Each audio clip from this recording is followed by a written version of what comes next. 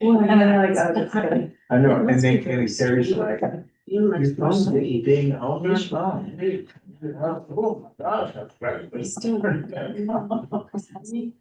You getting me birds that is. I know, and then. Yeah, they're just criminal.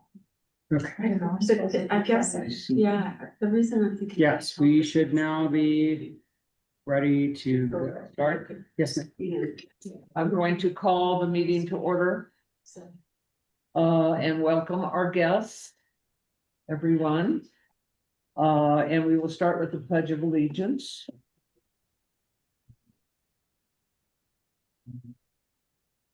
I pledge allegiance to the flag of the United States of America and to the republic for which it stands, one nation, under God, indivisible, with liberty and justice for. Thank you. Call the roll. Mike Seaver. Here. Carla. Here. Meredith. Here. Dave. Here. All right, are there additions or deletions to the agenda? We have a spending request to addition to the chief's report, Okay, there's spending request. spending authorization request, I'm sorry, what? spending authorization request. Spending authorization. Okay, and I want to move the, I'm sorry I didn't communicate better with you, Carla. You can move whatever you like. Okay, the executive session comes, after the meeting. We adjourn the meeting. We go into the executive session and then we come back and adjourn, open the meeting and then adjourn it again. Okay. So it comes after public comment and we have to state exactly what the executive session is about. It by the DRS, and that's 24-6-402. Parentheses 4, parentheses F. And we are in executive session to discuss the annual report from Chief Benson, the annual review. It is an annual review. So I just wanted to move that up to number 7. Any other additions or corrections? And are there any conflicts of interest of the board related to any of the agenda items? No. No. Okay. I'm looking for a motion to approve the minutes of January 22nd that have been circulated to the board. I'll make an amendment to approve the minutes from January 22nd. An amendment? Your motion. Minutes, excuse me. A motion to A motion. accept the minutes. Yep. I'll second it. Work. All in favor? Aye. Aye. Aye. Dave? All right. Okay, thank you. We go right to the treasurer's report. That's you, Mike. All right. Treasury report for the period covering January 2026, the district's total expenditures were $34,995. Expenditures included $18,011 for annual amortized 2026 prepaid expenses. Those include property and casualty insurance for $10,897 and $6,679 for the annual workers' compensation insurance. Again, that's amortized out, so in the books, we have to pay that up front, right? And then it's amortized out, so it's divided by 12, and each entry throughout the books is a 12th of this amount, and then at the end of 12 months, it becomes 0, but it is amortized and you have to pay that up front. So it's an expense up front. And then we had 2,000, we had, let's see, of course, and including that was $435 in miscellaneous monthly software expenses that were in that same expense category. We had $2,430 for facility maintenance, $7,243 in expenses related to payroll, police, and Fire and Police Pension Association, or the FPPA match plus service fees. And then additional expenditures included $3,148 for PPE, personal protective equipment, and $2,111 for the district's training and benefits program. And the remaining expenditures of $2,052 covered miscellaneous operating, administrative, and capital requirements.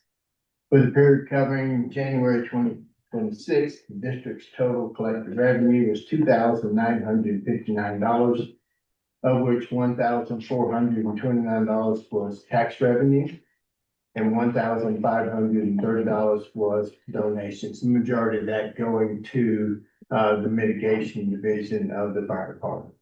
So very much appreciative of those donations.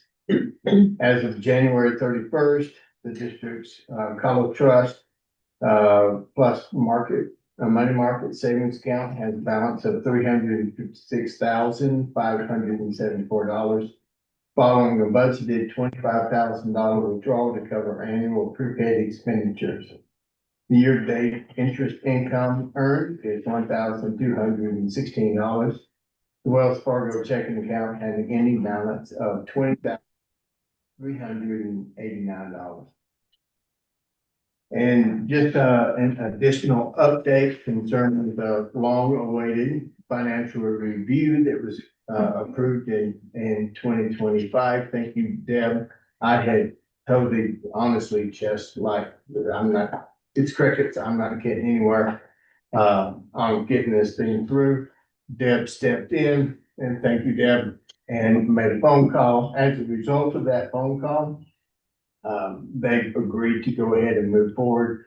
I've had numerous conversations with the firm, as well as Chris, and then our bookkeepers and our accountant, and kind of working through.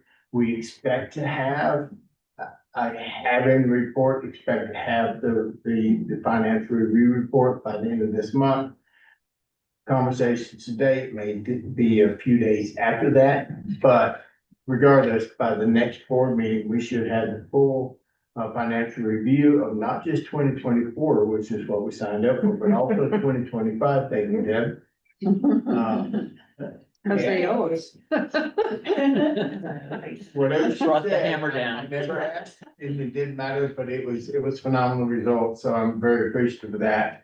Full cooperation, and from the firm, and along with recommendations on how we can improve our process, our accountability, those type of things, as well as any areas that they see that may cause flags. At this point, it's pretty much a no on the flags. But again, the review is not complete.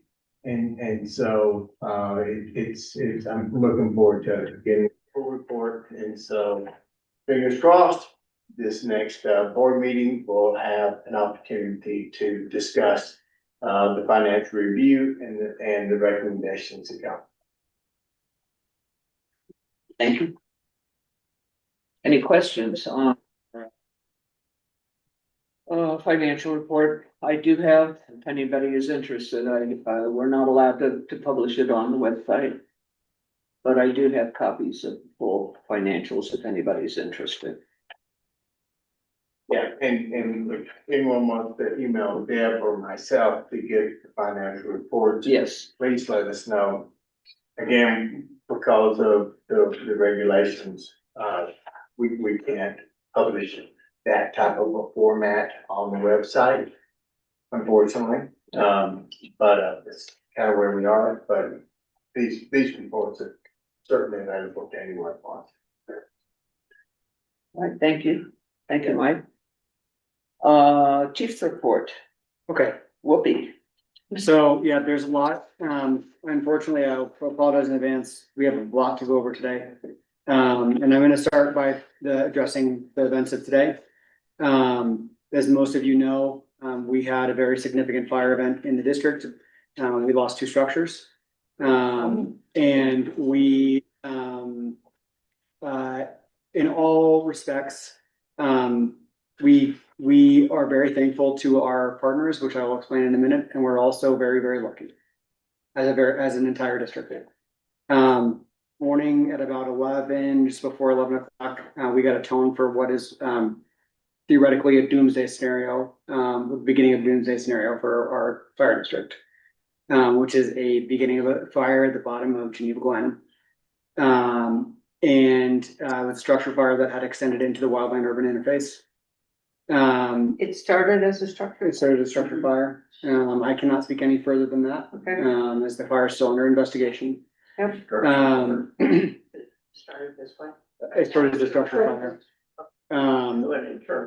We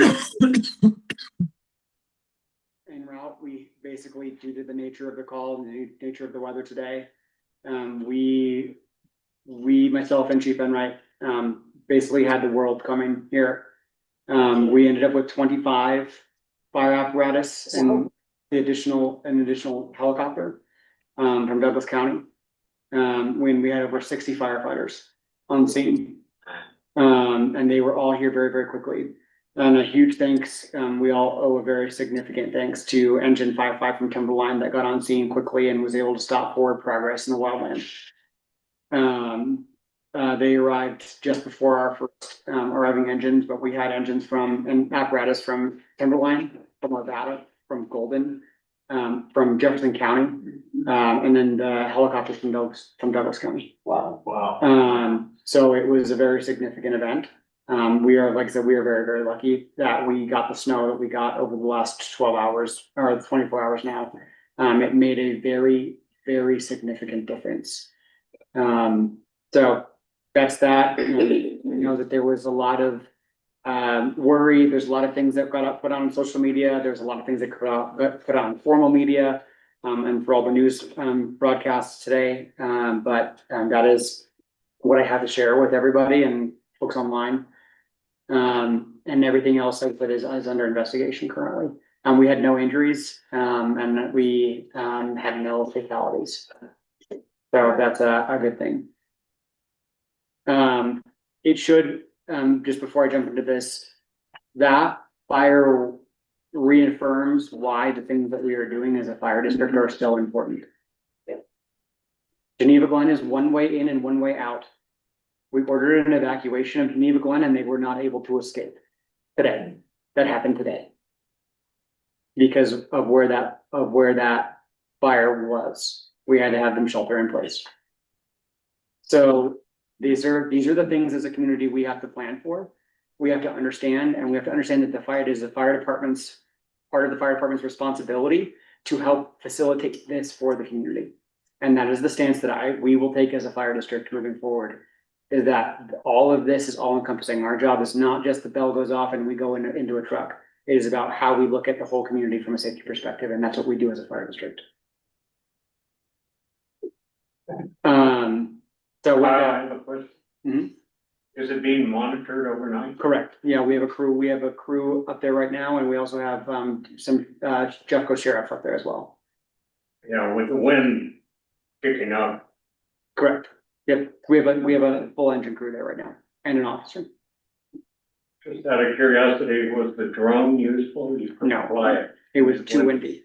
Yeah. We did consider it, and we had thought about, the other model drones that are around us, the open and also Jefferson County, and none of them were viable. It was when we first got on scene, like I said, we did have a helicopter from Douglas County. And we were very lucky that we had them to be able to do our initial reconnaissance that we would have done with the drone.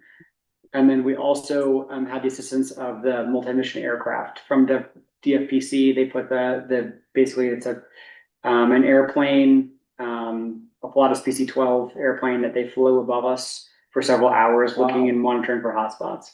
You And said- they did capture. How did the helicopter request that, or how does that get affected? We put a lot of orders in on the way here, and I think that the helicopter, helicopter captain. I don't fully understand how this transpired, but I think that they were being proactive and listening to things as they were coming through on the regional dispatch. And I think there must have been some kind of communication between the regional dispatch and what was going on, and they decided to put the helicopter in the air. It was, yeah, it was very, I was talking to Chief Enright on the way here, it was a very, I don't want to call it relaxing, because it was not relaxing, but it was reassuring that we had a helicopter overhead. I mean, they were there 5 minutes after I was. Wow. So it was, they were there quick. You said there were two structures, there was a house and what was the other? Yeah, there was multiple structures involved. I don't know, and I can't say for sure that it was just completely limited to two. It might have been more than two. Okay. So like outbuildings. I can't speak to what they were. I can tell you that, yeah, I can't speak to it. There's two structures, substantial structures. Is there any other questions for that? One more, you said this was in our area, but I thought that that district would be Timberline. No, No, that's our it's still in district. our district. Yeah. Okay, so it's closer than I. Yeah, we share but although it's kind of a little bit confusing, the fire district follows basically the county line. And the county line transects the state park, so we have about half of the state park. Thank you. All right, so let's jump into the chief's report. Like I said, we have lots of things in here already to talk about. And I will try to be brief on the things that we need to be brief on, and expand on the things we need to expand on. So we already talked about the slash files. If you have any questions about the slash file burning at White Ranch, we'll see if we get enough snow to do that. That is Jefferson County Open Spaces, Forestries, that is their first target to get done of all of their burning projects they have lined up, of which they have a ton. So if there is a burn project to happen this year, it will be that one. I've been reassured by that team that that's their first priority. But if we get enough snow and it all kind of lines up, then we'll put that out through social media as we need to. There has been a lot of requests of me about fire mitigation efforts, mountain pine beetle, especially as we stood up in mountain pine beetle, as we stood up the mitigation division. There are the beginnings of what look to be future funding assistance for landowner, homeowner fire mitigation efforts, as well as mountain pine beetle efforts. They will be somewhat limited. The county commissioners authorized a $500,000 fund for mountain pine beetle grants for homeowners. I don't know when that's going to be available. For the entire county. For the entire county. So it is not a very large number for a lot of people who need help. So I understand that, but at least it is something. So I encourage people to watch the Jefferson County websites for those. You can sign up for alerts, I believe, for both of them. The mountain pine beetle is through Open Space Natural Resource Management, and fire mitigation will be through the Fire Management Office, in which they're rebuilding a new website currently. Let's see. Administration. We're working with Jeffco on the installation of what's called N5 smoke detectors, or smoke sensors, detectors, that will be placed throughout the district. They basically function as an exterior outside wildland fire smoke detector on a very, very simple basis. They work remotely, and they are self-powered, and they work as an early detection system that works in conjunction with a system we have in the county called Pano AI, which is a camera system. We decided to install them particularly here in Golden Gate and partially the Gilpin has a bunch of them. That's kind of where I was going at. But they're here in Golden Gate because it's an extension of the system that was pre-built in Gilpin with these sensors. So it kind of creates this grid pattern that continues down from Gilpin County all the way to Highway 93. We're really excited for them. They work really great with Pano AI because basically it allows us to have a detection system where we don't have the AI detection system from the camera. So down in areas in the canyons in particular. If we have like a wind-driven fire like we had today, the smoke may sit really low. And it allows it to pick that up and then send a notice to probably myself, Jefferson County Emergency Management, and also Jefferson County Communications. So it's a good thing for us to have that here. Is there any plan to do that, on Douglas Mountain Yeah, Road or the Horse Creek Canyon? or- they're all over the count or all over the district. I wanna say, They're already over on Douglas Mountain Drive. yeah, I think there's quite a few of them that they're gonna put down, they may put some actually down into the Clear Creek Canyon itself as well. We're working through some of that right now, but yeah, there's definitely some stuff on there. So they're already being installed now? I think some of the ones, like what Dave was referring to, I think there's some from Jeff or from Gilpin that's on the top of the canyon and down in the bottom of the Yep. Highway 6. Yep. And then, so the idea is that, again, that's the infrastructure that we're kind of building off of and moving further down. So there will be kind of a proliferation throughout the district. What's the timeline on those? I do not know the exact timeline. I think they already have the units. They're working with United Power for the installation of a lot of them onto power poles. Okay. There are some of them that are going to require individual landowner agreements, and I know that we're working through that as well. Okay. But the ones that go on the power poles are they already have an agreement in place with United. So those will go up first. Just plain and simple. Okay. Will there be, those, systems in open space? Some of them are being placed into open space. Yeah. They're based off of essentially where there's a graphic analysis where they were able to say, this is where the camera sees, this is where it can't see. And then they said, this is the best place to place everything, based off of that. How do they report that? What's their communication link? I believe it's a satellite. Don't quote me on that, but I do believe it's a satellite uplink. Good answer. Yeah. Oh, because that's the only way to do it. Yeah, I'm pretty sure. It's a Probably an satellite. iridium link up to a very low bandwidth to connect things. Yeah. And so they have them all throughout remote Jefferson or through remote Gilpin, and that there's no cell service. So I can imagine that's how they did it. Yeah.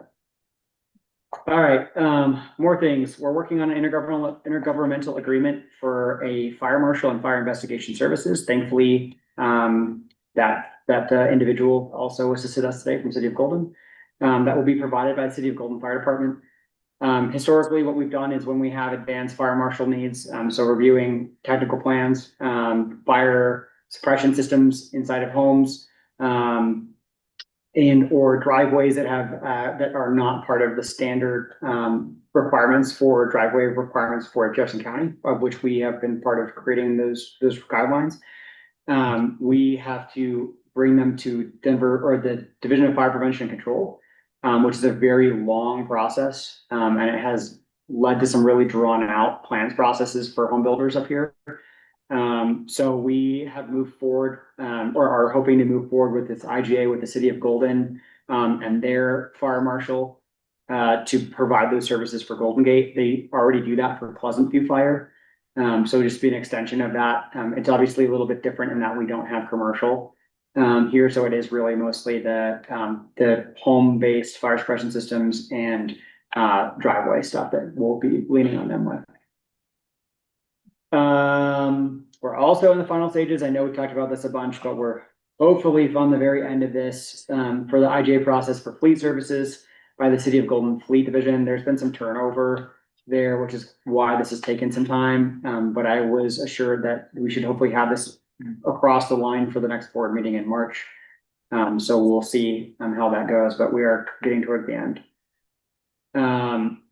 Big news on the admin portion of the fire district. Over the last 6 months, Golden Gate Fire, Golden Fire, and Pleasant View Fire went through a solicitation process, or RFP process for to put our ambulance contract out to bid. We had several applicant companies that went through, and we interviewed 3. And we're very pleased to announce that we will be moving to ambulance service through Platte Valley Ambulance on September 1st of 2026. This is very important to us, and marks an interesting shift, for our district in that Platte Valley Ambulance is owned by Intermountain Health, which is the same parent company that owns Lutheran Hospital. Essentially, what they propose is a very, very high level, hospital-based EMS model that will operate in partnership with fire districts. They will be providing 3 ambulances for coverage for the 3 districts. They will all be based in Golden, but we will have 3 full-time 4x4 ambulances that are completely set up for special operations and all the things that we need them for all the time.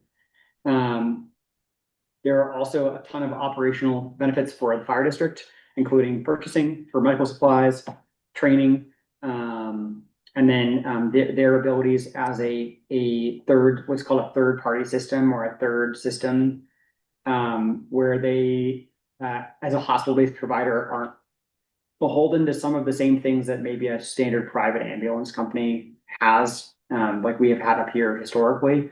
Whether it be AMR, Stadium, some of the people, other districts or other providers in the past, that will allow them to be a little bit more integrated into our special operations like wildland fire, backcountry rescue. And it should hopefully allow us to have a higher standard of service. And we're really looking forward to that. And it also allows us to have a really good tie with the hospital. So that's really good. There's going to be more to come with that. We are starting their process of integration with them pretty soon. We are going to be looking at a bunch of different changes to our EMS model within our fire district, to help complement that change. So there may be more changes coming from that as well. And Chief, if you don't mind my asking, you said that there's gonna be additional training. Is that Correct. what type of training? Would that be like helping train medical? Yeah, so they're part of the contract that they, part of the RFP and then part of what they have agreed to. And have also proven everywhere else that they have implemented the system, is that they are going to essentially provide a training for the same level of training for our firefighters as that they do for their own staff. And our staff will be included into their trainings. Wow. And so essentially what will happen is that we'll become essentially a seamless system where we are all under essentially the same training organizations. Come sit right here. Um, Okay. Thank you, good. We're gonna go night soon. Oh, Chris, you're unmuted. Oh, I'm sorry.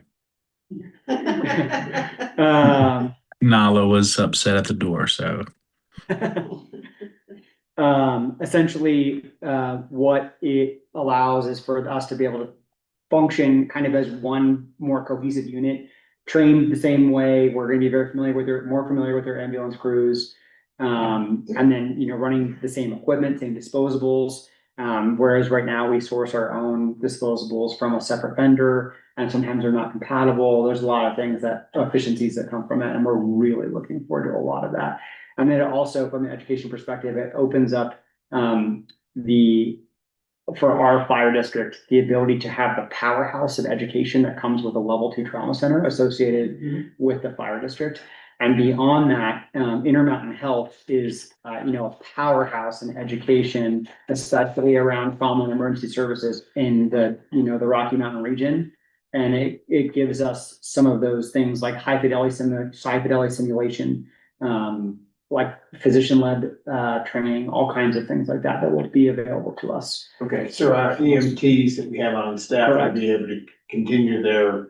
Yeah, and our patients. Yep. Continued education. Okay. Yep. Cool. Yeah, there's a lot of really big things that are coming from that. So we're really looking forward to it. And I will also be pleased to share that this change in service is coming at no charge to the fire district. Ooh, Yeah. That's amazing. It's Yeah. just a that is amazing. Yeah. So, that's great. How's your work that deal?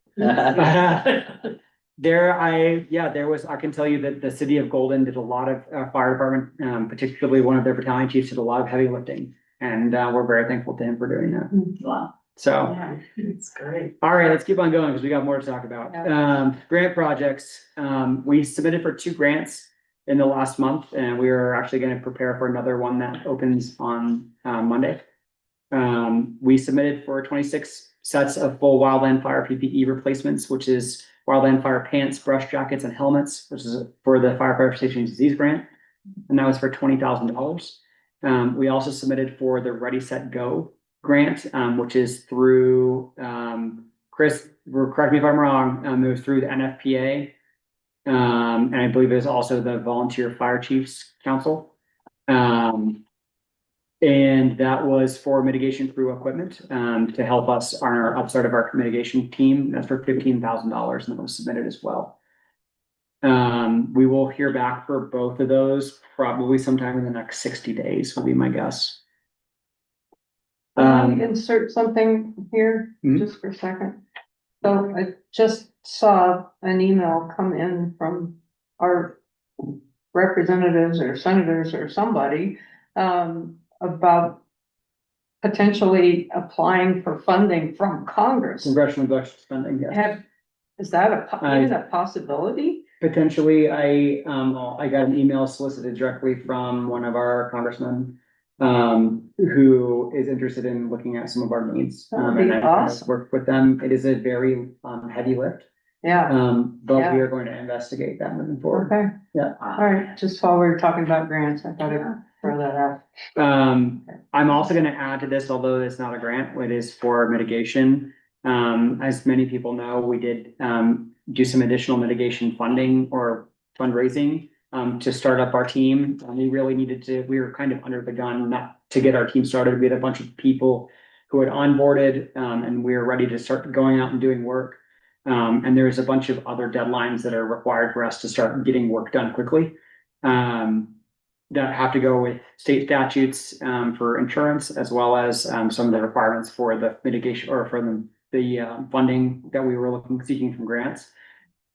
So we did, receive, $833 from a fundraiser that was at Cast Iron Tavern over on Monday.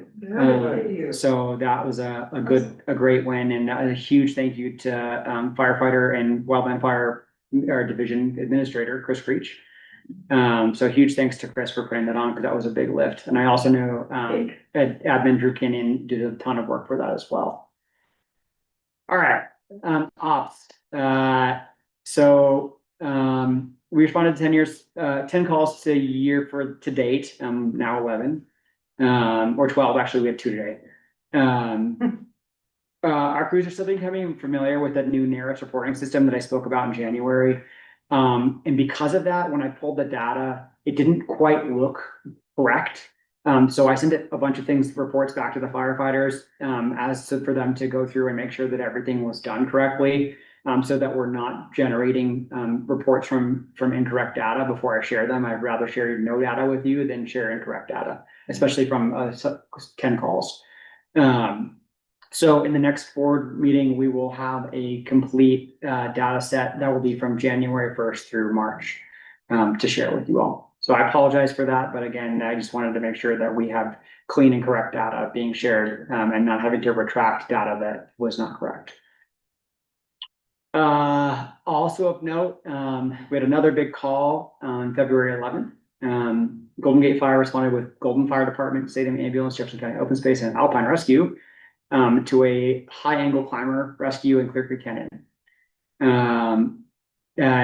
Is know that there has been some confusion around Clear Creek Canyon in the past. Clear Creek Canyon falls into Centennial Cone, which is historically part of a ranch that was part of the original founding of the Golden Gate Fire Protection District. Is our authority having jurisdiction all the way down to the white line on the highway. The highway is not ours, just so we're very clear. But all of this stuff up to the white line is legally our responsibility. So we do respond down there, but we do it with partnership because we cannot do it alone. It would not be safe for us to do it alone. And we have great partners that were able to help us in that call with Alpine and Golden. That patient did sustain life-threatening injuries following that fall, and there was extensive coordination between ourselves and a bunch of other resources to make that a very successful rescue. And that patient did survive. So thanks to everybody, all the different agencies that helped us with that. Again, that call probably mobilized somewhere around 40 firefighters and responders to make that happen. So thanks to everybody who did that. You use the UTV. We did use the UTV. Yes, we did. It was paramount on that one. That UTV's gotten a lot of use recently. Training, firefighters, Mata and Kenyon attended BLS CPR instructor course with Ed Corps in Lakewood, which is going to become our new CPR training center until our CPR training center falls underneath, Lutheran, and Platte Valley. At which point they will still be able to be our CPR instructors, but it'll just change where their CPR training certification is housed. The benefit for us doing that is that we had a bunch of folks that needed CPR refreshers. We were doing them, and we still have been doing them annually with Jefferson or with St. Anthony's, which is currently providing some of our education. And it just kind of has become an off-sync event. And we needed to get those people certified, and we also had a bunch of new people who needed to be certified, and now we have even more new people who need to be certified. And then there's always questions about CPR performance, and it's one of those skills that's perishable. So having a expert trainer or two of them, when we're actually going to go for a third within the district, is really helpful for our firefighters from an operational standpoint. We also are going to offer, that also allows us to offer GGFPD driven and provided CPR training for the community. And their target is at least 2 times a year, correct? Barry, Yes, 2 times a year. Yep. And we will be doing that here at the Grange. So that will be a great thing that we'll be able to provide and that the community will be able to rely on for certification and training. Mitigation crew also began their training this last month. They were the first initial batch of them, got their CPR training, and then also had an additional stop the bleed training. They also got their first introduction to our wildland tools, trucks, things like that today or yesterday during a training with the firefighters. Just for clarification, some of the folks that are on mitigation are already mitigation crew are already firefighters. Some of the mitigation crew that are coming in, a lot of them are going to become wildland firefighters specifically for the district. We are looking at the creation of what's called a module specifically for them, a fuels module, where they would be a specific asset for felling, for brushing, removing fuels ahead of the fire, but they would be truly certified and active wildland firefighters as a team together, and also potentially as a hand crew. So that's kind of where we're going with them, is as both an operational unit together. They would not be responding individually like the firefighters do now, or the pager goes off and individually they can go. They would be able to respond as a team. But they would be certified wildland firefighters to do so. And that is a model that has been proven very successful in other fire districts in Jefferson County. Obviously, they are doing it with a paid staff on a fire mitigation module, and we're doing it with the volunteer staff. But we had so much success standing up the mitigation division with volunteers, which is something we were questioning we could do, and now we're thinking that we can do this with volunteers as well. So yeah, the volunteer spirit's running strong right now in Golden Gate. All right, personnel, another big thing. I'm not going to go through all of our counts here. We did add one more single role mitigation person since the last meeting, and then we had just gone through the initial hiring, and we're doing background checks on the folks that we had gone through hiring with in the last meeting. They all passed. They're now part of the mitigation division officially, and we also did one additional with that. Through this process, we brought a couple other things in-house. We were outsourcing all of our background checks and a bunch of things like that come from that were legacy from a different agreement we had with Timberline at one point. And we've brought all of that in-house now, which is a pretty significant cost savings and also a pretty good operational efficiency moving forward, bringing people into the district.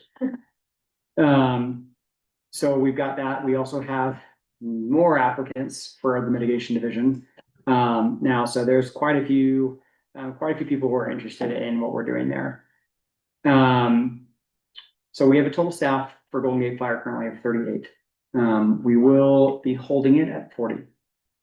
That will be the total max at this point that we theoretically think we can hold from all divisions. We're getting close. Yeah, I think especially with that other third, we have at least one other applicant, which one spot left. And I think we already have that other person, so we're probably full.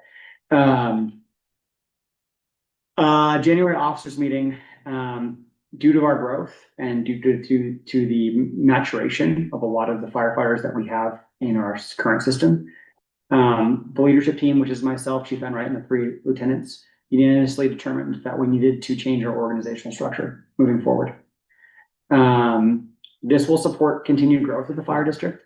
It will support individual growth of firefighters, as well as create a very direct succession plan for people moving through the course of their careers with Golden Gate Fire. It will also bring our span of control down significantly to the point where we would hopefully have about 3 or a maximum of 4 firefighters assigned to every officer, every lieutenant. This will allow us to have better communication. We had got some feedback from the last new group of firefighters that they were kind of feeling like they didn't get the correct direction, that they needed to enough. I don't want to call it handholding, but support. And we attribute that to the fact that we had too many firefighters attached to one individual officer, and they were also those officers were also attached to operational duties, like they were, EMS supervision, fleet supervision, training supervision, and then also station duties where they're responsible for a station. And that is too much for one person to handle. And then also Chief Enright was overly task saturated with the things that he is currently responsible for. So what we've decided to do is that we are going to create a new level for Golden Gate Fire. We're going to put a captain and a lieutenant level into place. So we are going to have 3 captains after this current promotional process, and we are opening up to 5 lieutenant positions. There actually, after some of the discussion today, there's a possibility that there may be some other changes to that as well. But that will be a very different model for us moving forward. It means our leadership team moves from 5 to 10, but that's about right for an organization of 40. The board has seen a draft of the organizational chart. It is definitely infinitely more robust than the organizational chart that I proposed here when I was in my first year. And it really does address a lot of these things. It's got full support of the firefighters, full support of the officers, both chiefs, and we have received more than enough applications to fill these roles by qualified candidates. So we're very excited for that. Okay, final thing I have is this budget authorization request. So the fire district was presented with an opportunity, and I will not go any further than that, for a 50% match up to $15,000 for the acquisition of a chipper for the fire mitigation crew. We previously, during the creation of the budget, for capital expense, had set aside a theoretical $30,000 expenditure for that would potentially be able to be used for this. However, we really need the majority of that funding to be able to replace a critical replacement for apparatus this year. And so we had a little bit of step up from a community entity, and would like to ask the board for authorization to spend the previously allocated funding at a lower rate than we had originally anticipated, for $15,000 for the acquisition of a chipper for the fire mitigation division. 15,000 rather than the full 30 is what you're saying. Well, and that was, like I said, that was what we were thinking that we could potentially Yeah. budget. It's all under capital. It's not directly in the budget. Understood.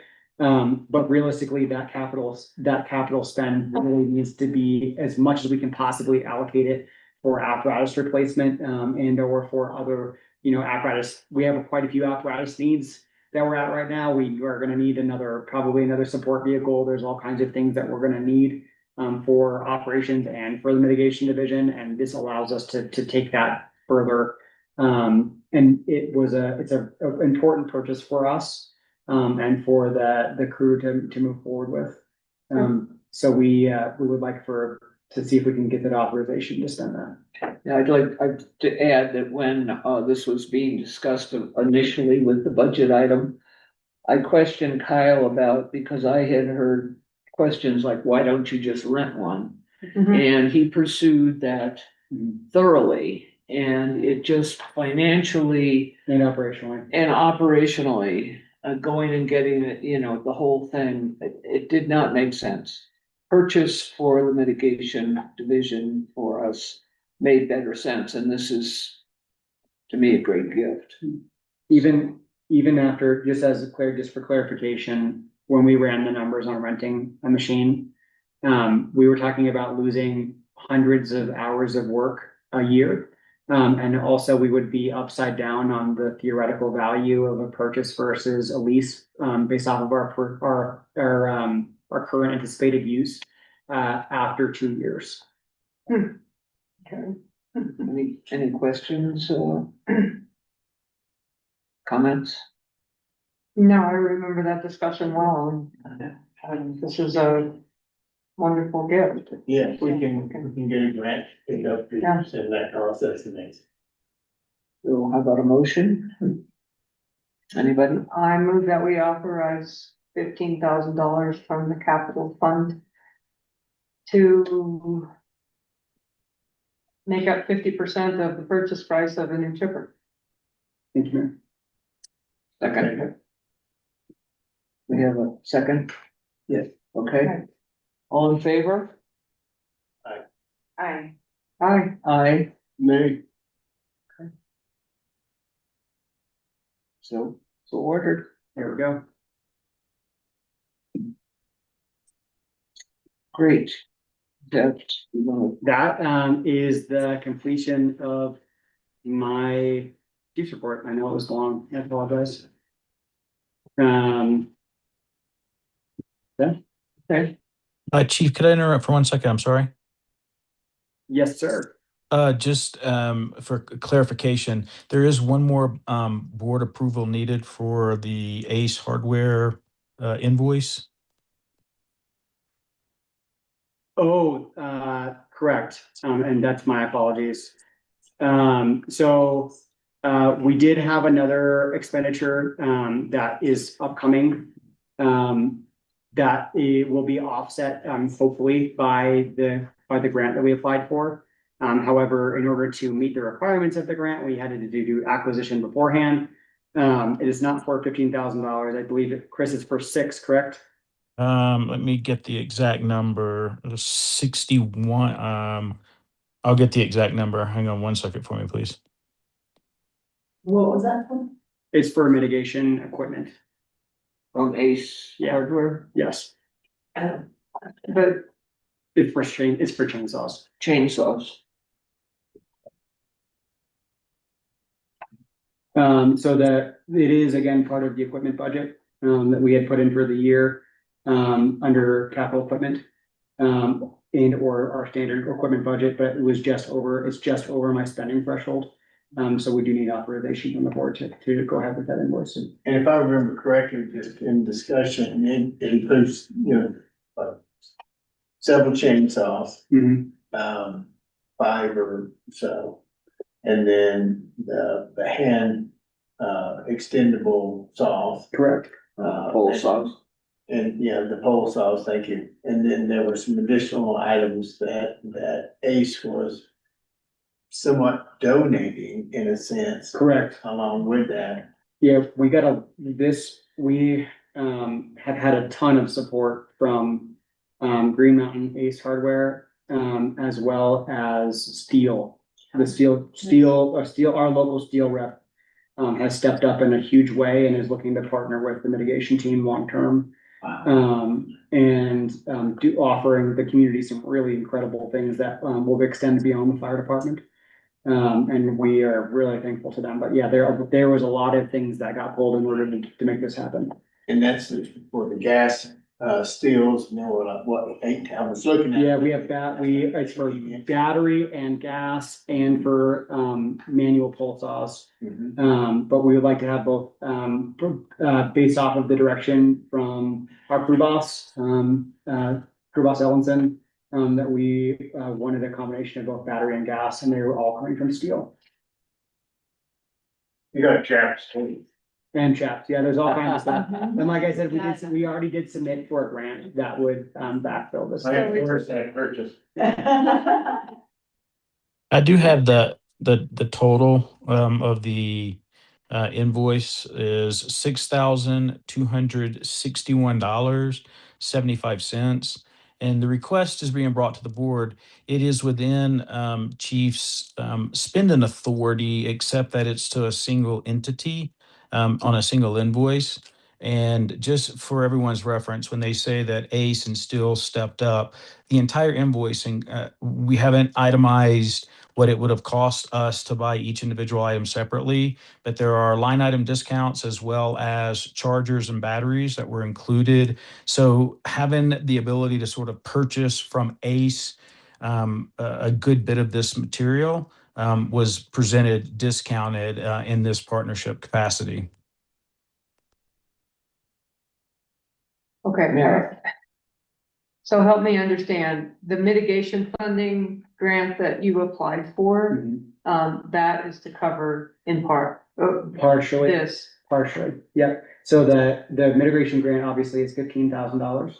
And it would, but this is the baseline requirements for us to do the work that's required to also qualify for the mitigation grant. I understand, so, so the grant that you're applying for is not the same thing as the $15,000 for the stripper. No. Okay, because the number's the same, I'm Yeah. just clarifying. Yeah, I know, yeah. Okay, Everyone likes round numbers and that's kind of how it works, yeah. So we are basically fronting this money. Correct, and we did have funding in the budget to be able to do some of this, but again, we're trying to preserve as much of the budget as possible for some of these other larger capital costs that we see coming down the line. And this is a purchase prior to, Correct. similar to most grants. Yeah. Yeah, this is, well, it depends, because some grants require that you purchase it after, and this is a grant that can be, where it is partially after, and also if you have receipts before that you've accounted for during your grant application process, that you can have them reimbursed. Okay. I move that we authorize $6,261 for purchase of, mitigation equipment from Ace Hardware and Steel. I'll take it. Okay. Any more questions, talk? I'll call a motion, all in favor? Aye. Aye. Aye. Dave? Move.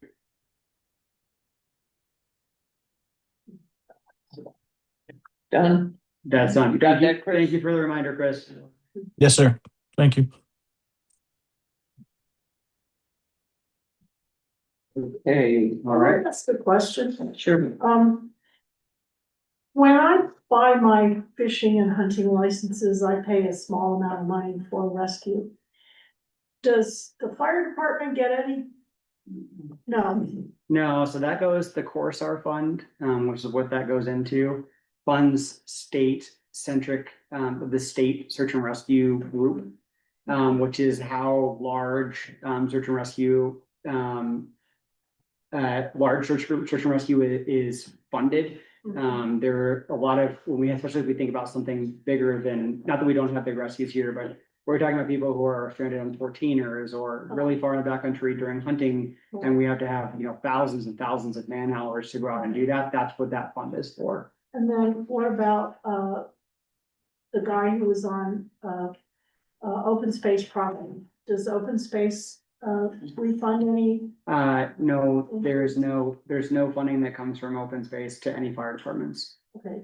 There is support, from the ways of, they have their own Right. firemen, or they have their own, fire division, within open space now. And there is obviously operational support in that their rangers are coming on their calls with us. But, yeah, there is no funding And I mechanism. think that's by statute, isn't it? I mean, they can't. I think we haven't, Terry, haven't we tried to get, I don't know if it's by state statute. It's a very difficult and, it's a very difficult and complex conversation. they were protected not to.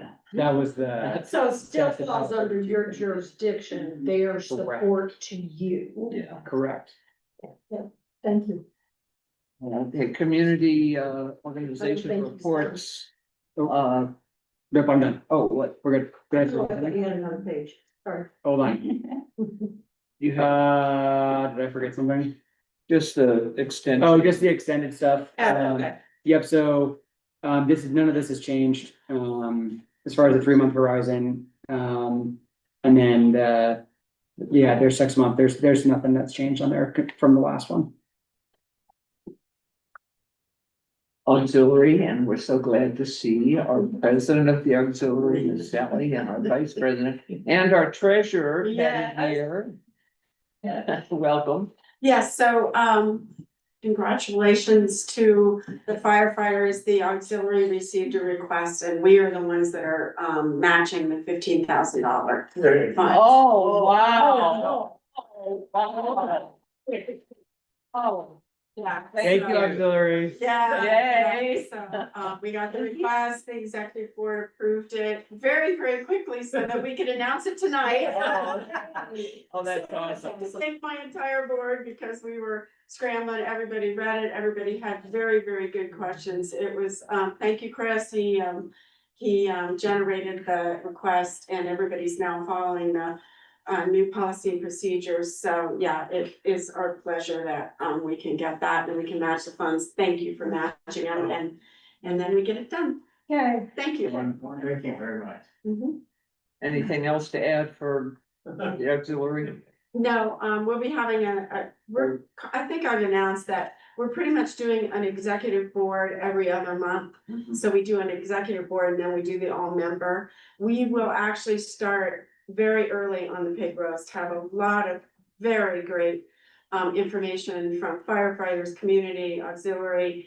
We will start very early, starting planning in our April all member meeting. So if you know people in the community that want to have their voices heard, the all member meeting in April will when we kind of set off how we will start to plan that. And We don't have a date yet, but it is. we don't have a date. Right, it is an April. We have a month, okay? Yeah. So I'm happy about that. Grange, is that, or That's that's it. all? Thank you. Great, Range. Nothing to report really, slow March, is coming up for us, glad, I just wanna come out and say something about, the event that they had down at Cast Iron Tavern. Chris Creech, thank you Yes. from the bottom of our hearts with this community. I watched this man develop relationships, partnerships. Anybody would talk to him, he would have a moment for them. Thank you for what you did for our community. That was a lot of fun. Appreciate it. Debbie? I'll second that. It was phenomenal what Chris did, and it was so successful for the whole community Yeah. and getting the community together to. It was kind of like a canyon picnic. It's wonderful, and thank you, Chris, for all that you did. That was a lot of. You've been a great part of the conversation in my family, on the effort that you put into this and the success that, it brought forth. So, thank you. Well, if I could just add one thing, thank everyone who went. It was a very small lift for me. The community rallied and came together. So more thanks to everybody who attended and special thanks to Cast Iron. So. Okay, thank you. Okay, under old business, we have updating the bylaws, Ms. Mara. Yeah, it's time to come around to that old idea again. I know we laid it aside months ago, but it still probably ought to be looked at. So my suggestion is that, and with discussion with Deb, is that we all just do it, everyone, please take a look, a careful look. And come up with ideas, thoughts, if anything, really strikes you that needs to get changed. I would prefer that if you can do this, put your changes into, you all have copies of the bylaws, in Word. So if you can suggest changes or put comments in the margins, I can handle that. As an aside, I have just finished wrangling 6 co-authors on a 100-page manuscript. I can do this. Yes, you can. All of them have very different ideas about what to say.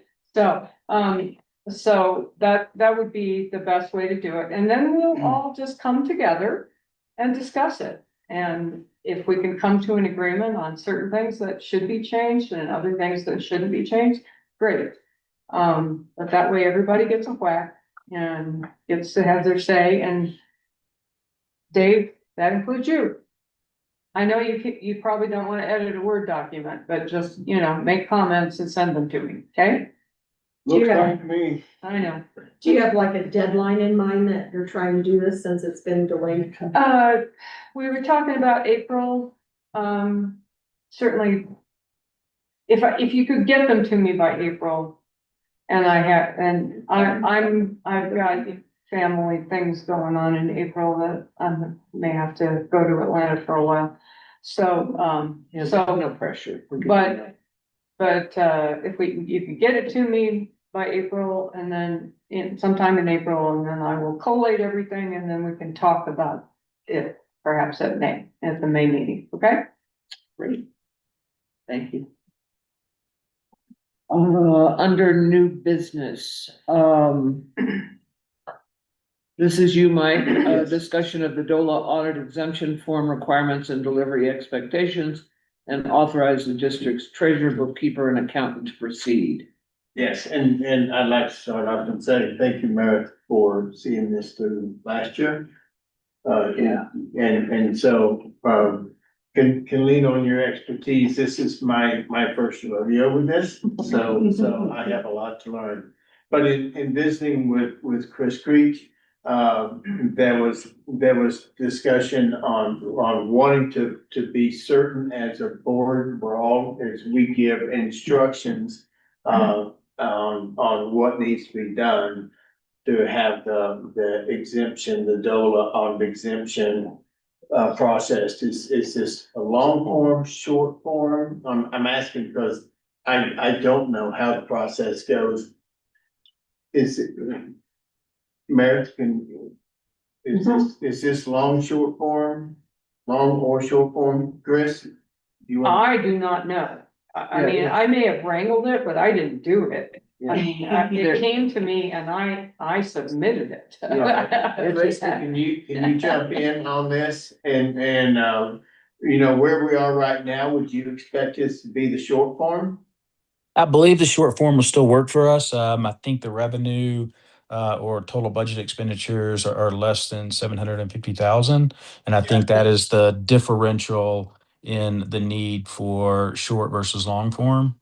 Yeah, sure is definitely. The deadline I'm just gonna mention is the end of March, Okay, and that's why it's on this agenda. all right. We were so late last year, so we don't wanna do that again. Yeah, and Chris and I talked about it. We certainly, and he has the objective on wanting to get ahead of this as well, which is why I wanted to bring it up for discussion and make sure, we're looking at short form and we're looking at, we need to authorize myself as treasurer, Chris as bookkeeper, Jennifer as the accountant, for the board to authorize us to go ahead and proceed and move forward with working on the exemption. Yes, absolutely. Okay, do we want a motion? I'll motion, that's fine. I'll motion to authorize the treasurer, the bookkeeper, and the accountant to proceed with the DOLA audit exemption form. Okay, Chris, do you have any other questions or anything that you would need in order? I don't know that I can bring a motion to the board, but I think it would be wise for the board to agree to the signature of the short form. What happens is an electronic signature is required. I believe you would have time by the end of your March meeting to authorize formally the signature. But in the event that there are any need to file before the end of March and you didn't want to vote for it or couldn't vote for it in the March meeting, there would need to be 3 board members to sign the audit exemption form electronically using DocuSign before they would accept it in an electronic format. So if that is an item that you would rather vote on at the March meeting, to, authorize the signature, that should be fine. If the filing deadline is the end of March, you would still meet that timeline. Believe that it'll be covered if we get a second on this motion and go ahead. We won't need more than that. We can do the online signatures of the 3 like we did last time. This is Mhm. very fresh in my mind because that's how late it was last year. Right. It was way after. We're getting ahead of it this time. Yeah. I will second the motion, and I will point out that I cannot be that person signing No. this. If it has to be done before the end of March, because I will be in the bottom of the Grand Canyon, so. Sound right? Floating hopefully on water. Let's hope I'm on the right list. I'll call the motion. All in favor of this motion? Aye. Aye. Aye. Dave? I'm sorry? Nay. Nay? Yeah. All right.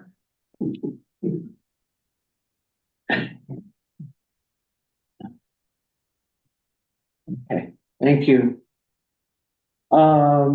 I have the next item. It is approval of the annual Grange rental contract, which I have in front of me.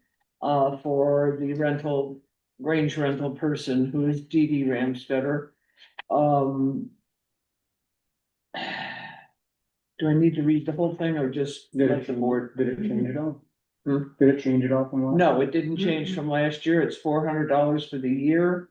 The deposit is waived, right? Just Ma'am. the dollars. It did change from last year. They went up $100. It was So 400 last is year. $100 over. Right. Last from year it was 3. Thank you. Right. Mhm. But it is budgeted. Yeah. 400 annual.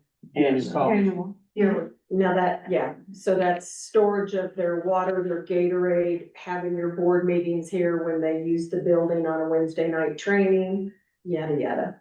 So it covers quite a bit of usage for the building. Right. Pleasure. Yeah, so I'm looking for a motion to okay this contract for 400. I'll make a motion to approve the contract for the annual, anything for food for the ranch. I'll second. Okay, I'll second. Okay. I'll call the motion. All in favor? Aye. Aye. Aye. No. If you name, where are you gonna meet? But go ahead. Yeah. Okay.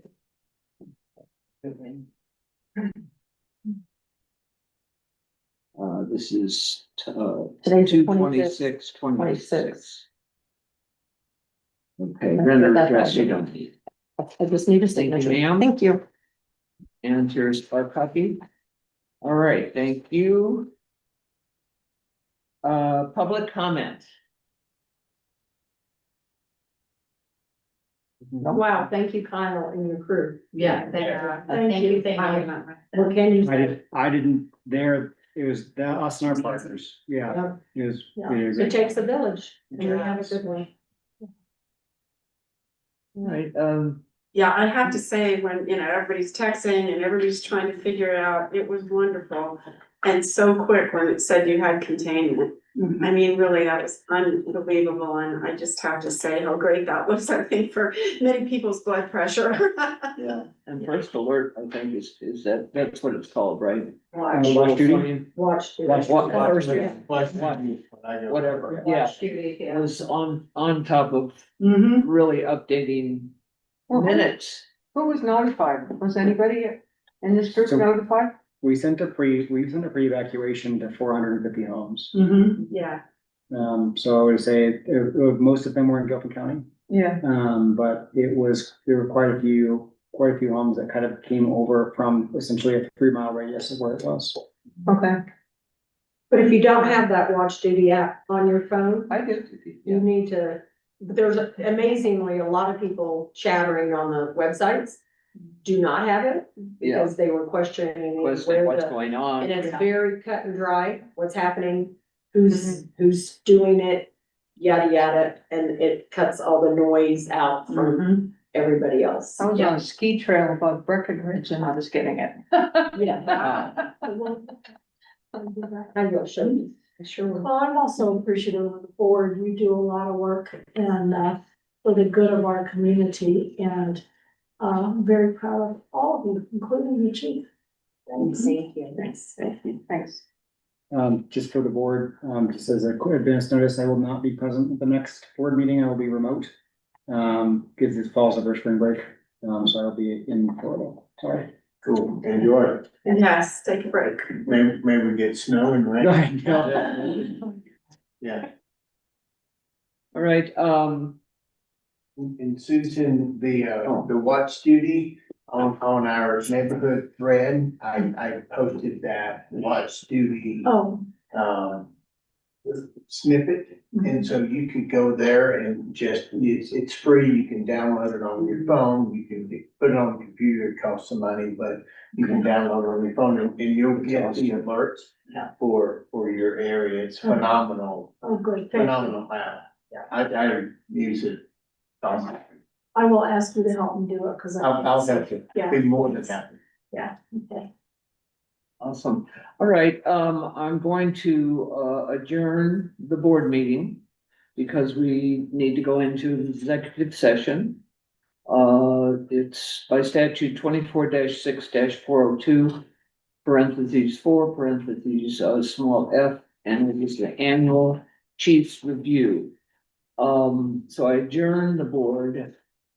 You could stay and then we come back, but there's, or you can go, we go into the next room. It's up to you, but technically, yeah, but, try not to knock each other down when you're going out the door, okay? Unless you guys can stay right here. Because we can just sit here. Oh, there you go. Thank you all. Thank you. Next time I'll take care of everything else. Thank you, sir. That one's, I'll take care of it. If not, call me. I got Terry, that door was unlocked when I got it. This morning You know that? or this afternoon? Yeah, this evening, yeah, it was unlocked. Wow. Yeah, The closet or the front door? no, the closet door where we keep the owl Oh. Okay. was not, it was open. It was open a crack. Okay.